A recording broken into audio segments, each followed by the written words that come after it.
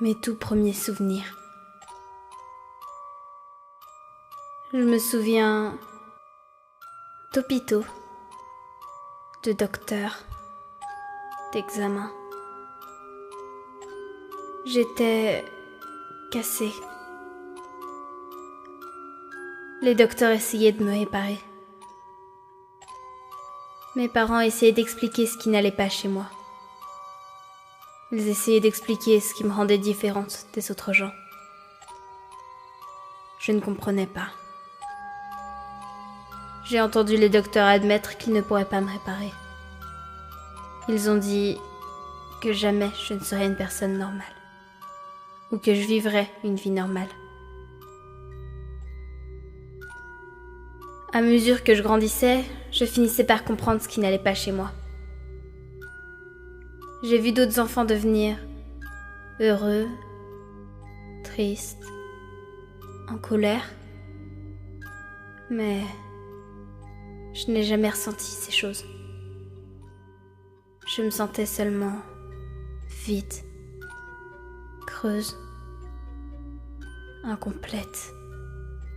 Mon père voulait désespérément m'aider. Mais ma mère, elle n'était pas du tout comme mon père. Elle n'était pas du tout inquiète pour moi. Elle a dit qu'elle était exactement comme moi quand elle était enfant. Elle m'a dit que, un jour, je rencontrerais quelqu'un de spécial. Elle m'a dit que je rencontrerais quelqu'un qui me ferait sentir complète.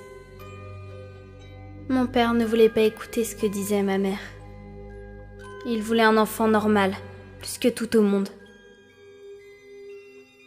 Il a tout essayé pour me rendre heureuse. Mais rien n'a marché. Je n'ai jamais été heureuse. Mais je ressentais de la pitié. Je ressentais de la pitié pour cet homme triste. Je ne voulais pas que mon père s'inquiète plus longtemps. Alors j'ai commencé à me conduire comme les autres enfants. J'ai fait semblant d'être normale. Mon père était heureux. On est finalement devenu une famille normale.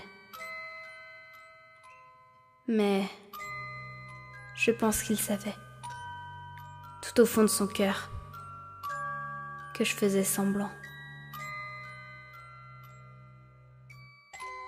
À l'école, les autres enfants me maltraitaient. Ils me brutalisaient parce qu'ils me trouvaient étrange.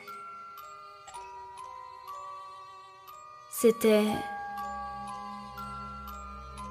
gênant. Je me suis rendu compte que si je voulais être traitée comme il se doit, je me devais d'agir comme les autres enfants. J'ai commencé à faire semblant d'être normale, et les intimidations ont cessé. J'ai appris que c'était plus facile si je me forçais à agir comme une personne normale. À la longue, je faisais semblant d'être normale presque chaque heure de chaque jour.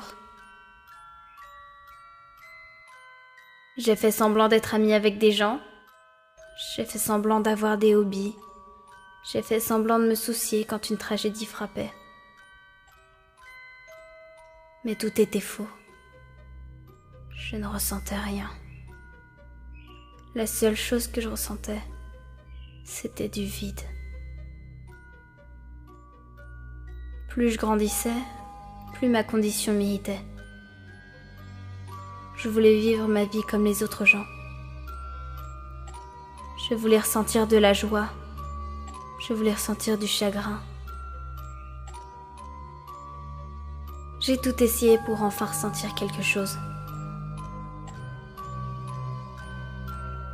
De la culpabilité, de la honte, du regret. Je voulais ressentir quelque chose. N'importe quoi.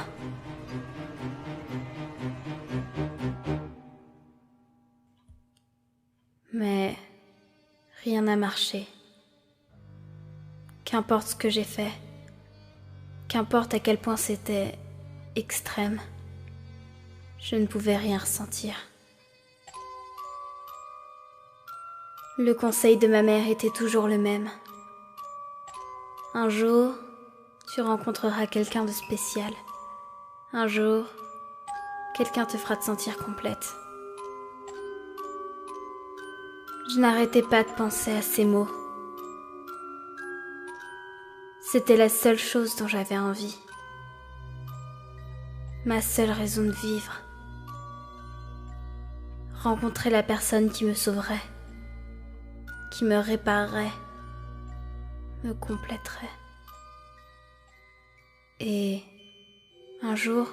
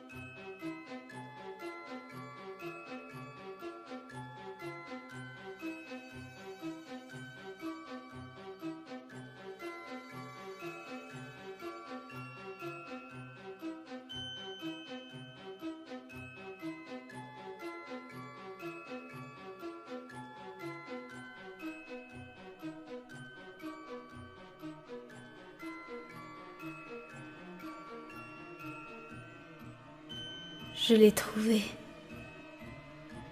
Je ne dois pas le perdre. Je dois le protéger. Je dois le faire mien. Je ne dois pas laisser qui que ce soit le prendre. J'ai besoin de lui. Il est tout. Il vaut n'importe quel sacrifice. Rien d'autre ne compte. Personne d'autre ne compte. Il sera à moi. Il n'en a pas le choix.